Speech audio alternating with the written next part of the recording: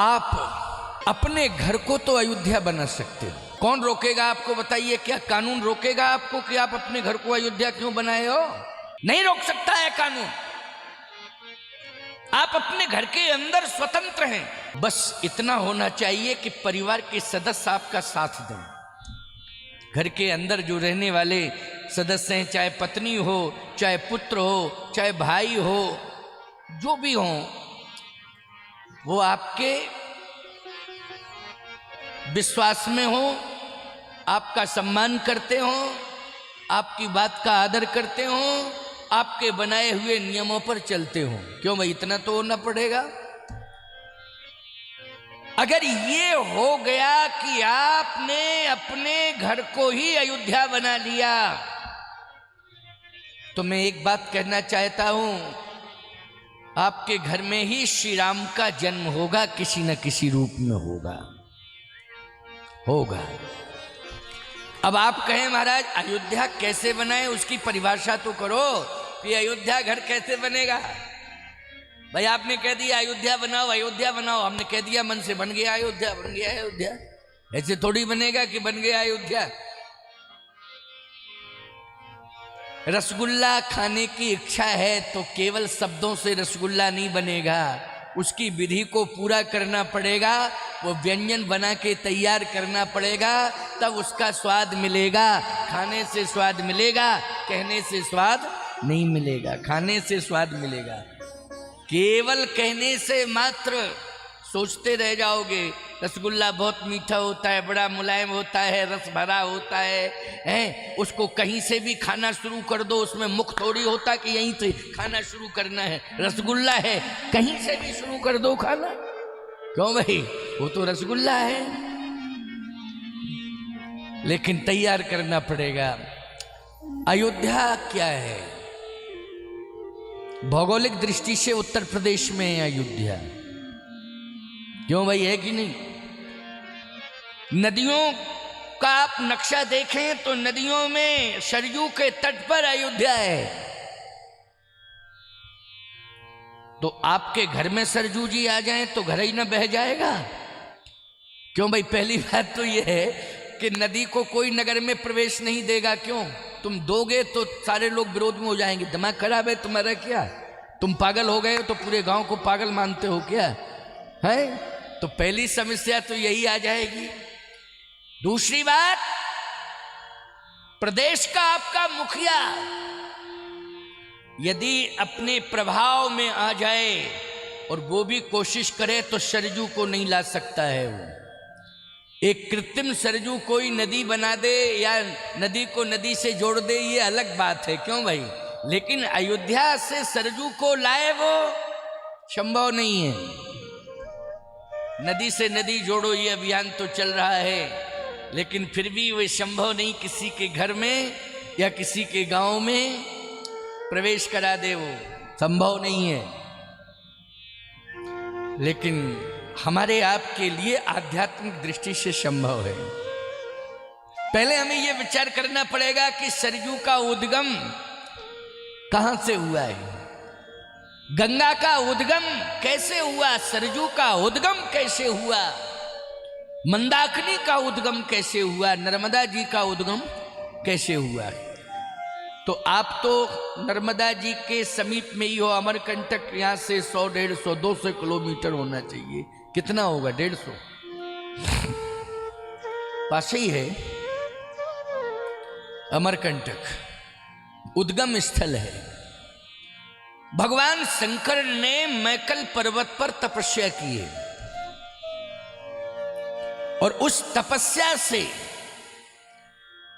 जो भगवान शिव के नेत्रों से, शरीर से, रोम रोम से जो रस प्रवाह हुआ है, याद रखना वही जो है नर्मदा के रूप में प्रवाहित हो गया। समझ गए हो कि नहीं? इसलिए मान्यता यह है कि भगवान शंकर की पुत्री हैं। क्या है? भगवान शंकर की पुत्री हैं। बड़ी बढ़िया बात मैं बता रहा हूं आपको, क्योंकि जन्म के पहले महिमा तो बताऊं कि कैसे जन्म होता है। हम सीधी चौपाइयाँ, छंद, सोरठा, दोहा सुना दें और आप घर चले जाएं और बढ़िया जो है बधाइयाँ, गीत हो जाएं, प्रसाद मिल जाए, ये तो सब चलता ही रहता है क्रम। पहले वास्तविकता सुन लो, है ना, फिर वो भी सिस्टम बनेगा, वो भी चलेगा, बधाइयाँ भी गवेंगी, आनंद आएगा, वो भी होगा, लेकिन पहले मूल बात तो सुन लो। क्यों भाई, तुम्हारे घर में तो आटा आ गया है, किसान से तो पूछो कि ये आटा बना गेहूं से, और गेहूं कैसे बोया गया, कितनी मेहनत लगी इसमें, कितना परिश्रम, या धान, चावल तो तुमने आया, बटलोई में रखा, कुकर में रखा, 2 सीटी मारी, भात बन गया, दाल में मिला के खा गए।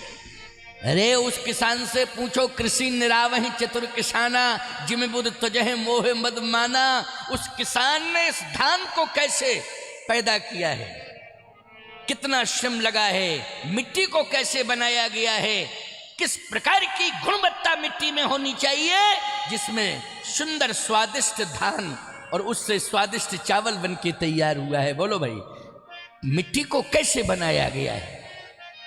ऐसे थोड़ी कि कह दिया दाल भात बना के खा गए, बोले बहुत सुंदर स्वाद, बहुत अच्छा है।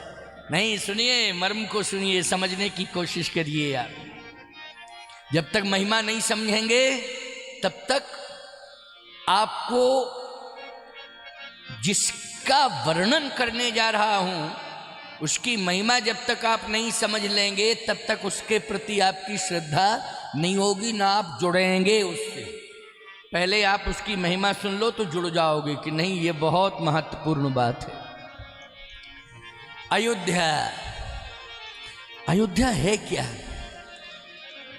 सब विधि पूरी मनोहर जानी, सब विधि पूरी मनोहर जानी, सब विधि पूरी मनोहर जानी, सब विधि पूरी मनोहर जानी, सकल सिद्ध प्रद मंगल खानी, सकल सिद्ध प्रद मंगल खानी, सकल सिद्ध प्रद मंगल खानी, सकल सिद्ध प्रद मंगल खानी, सकल सिद्ध प्रद मंगल खानी।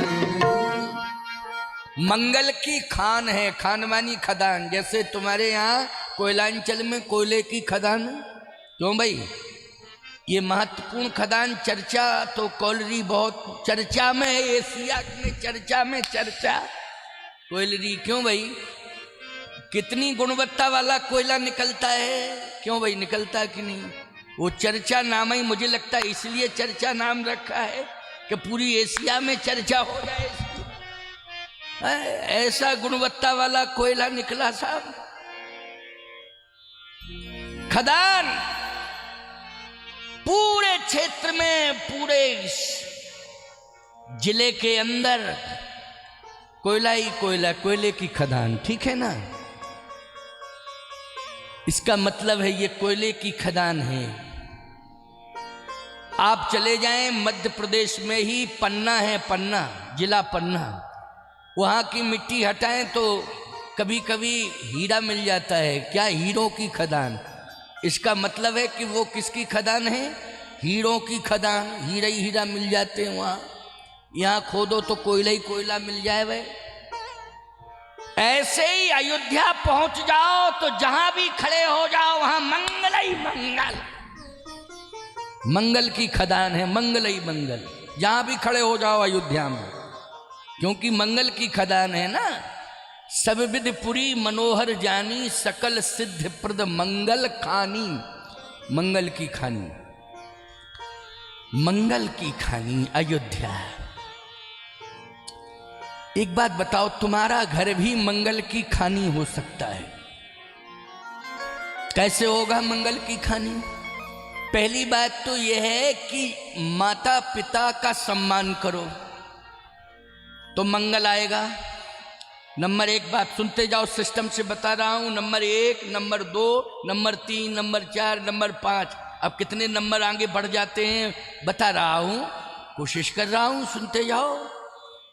सबसे पहली बात यह है कि जिस घर में माँ बाप का सम्मान होता है वहां मंगल निवास करता है। दूसरी बात, जिस घर में पति पत्नी दोनों धर्मानुकूल आचरण करते हैं वहां मंगल का वास होता है। समझ रहे हो ना?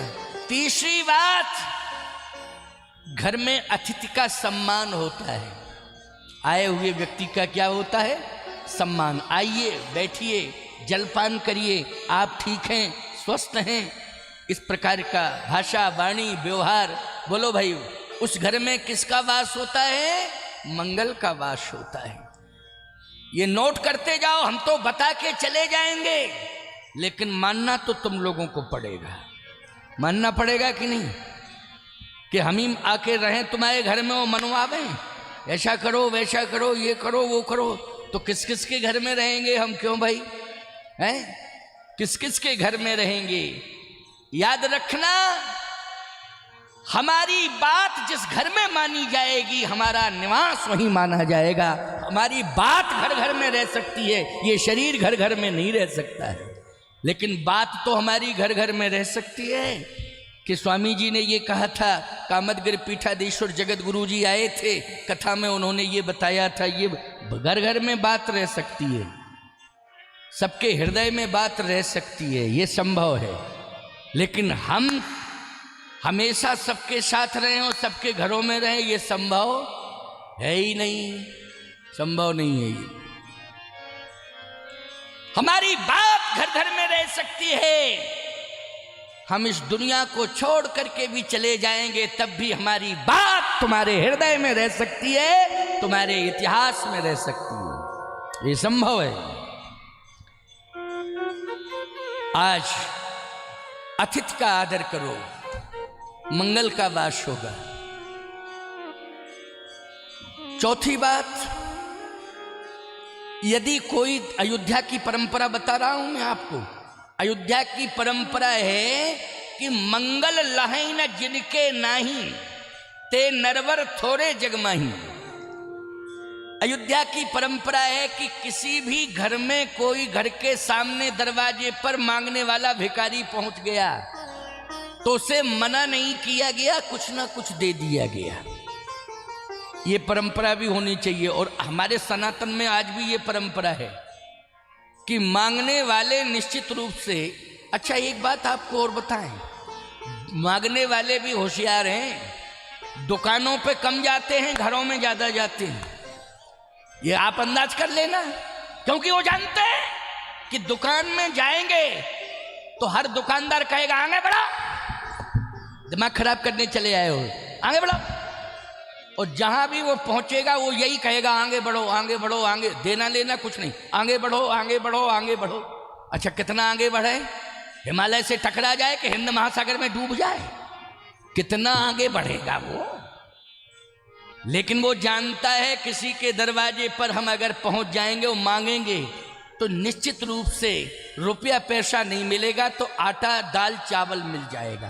क्यों भाई? चावल ही दे देंगी, एक कटोरी चावल आप दे देती हो, नहीं है दाल दे देती हो, दाल भात बना लेना, खा लेना, जाओ, रुपया पैसा कुछ भी, लेकिन मना नहीं किया जाएगा, ये मान्यता है। ये अयोध्या की परंपरा है, याद रखना, इसलिए इसका निर्वाह किया जा रहा है। मंगल लहै न जिनके नाही, इसका अर्थ यह है कि मांगने वाले कभी मना सुन के नहीं गए, ये देने की परंपरा। दूसरी, चौथी, पांचवी बात क्या है? पांचवी बात यह है कि अगर क्योंकि कलयुग है, वैसे तो वहां सदा सत्य बोलते थे अयोध्या में, त्रेता की अयोध्या में नियम था कि सभी सत्य बोलते थे, सदा सत्य। लेकिन अब आ गया कलयुग, तो कम से कम इतना जरूर मान लो, घर घर में अकारण असत्य ना बोलो, इतना तो कर ही सकते हो। क्यों भाई? कोई कारण पड़ जाए अलग बात है, लेकिन अकारण असत्य मत बोलो, इतना ही, इतना संभव है, बोलो भाई, इतना संभव। अगर अयोध्या बनाना है तो क्योंकि अयोध्या की परंपरा क्या है? अयोध्या की परंपरा यही है कि धर्म न दूसरा सत समाना, ओ आगम निगम पुराण बखाना। और प्रमाण क्या है? सत्यवादी हरिश्चंद्र, बोलो कहां के राजा थे? सत्यवादी हरिश्चंद्र अयोध्या के राजा थे, बोलो थे कि नहीं? मैं एक बात कहना चाहता हूं कि आज समय बदल गया है, आज व्यवहार, विचार, बिहार, वातावरण सब बदल गया है, लेकिन थोड़ा सा परिवर्तन करने की जरूरत है। सदा सत्य बोलो नहीं अपना सकते, लेकिन अकारण असत्य बोलना बंद करो। अकारण क्यों बोलो? क्या जरूरत है? बंद कर दो, मंगल आ जाएगा। क्या आ जाएगा? मंगल आ जाएगा। और एक बात आपको बता दें, अगर परिवार के अंदर अकारण असत्य बोलने की परंपरा समाप्त हो जाएगी तो धीरे धीरे धीरे धीरे उसी परिवार में सदा सत्य बोलना आ जाएगा। उसी दिन अयोध्या बन जाएगा पूरा घर। पूरा घर क्या बन जाएगा? अयोध्या। अपने आप सदा सत्य बोलना आ जाएगा, इतिहास अमर हो जाएगा उस घर का।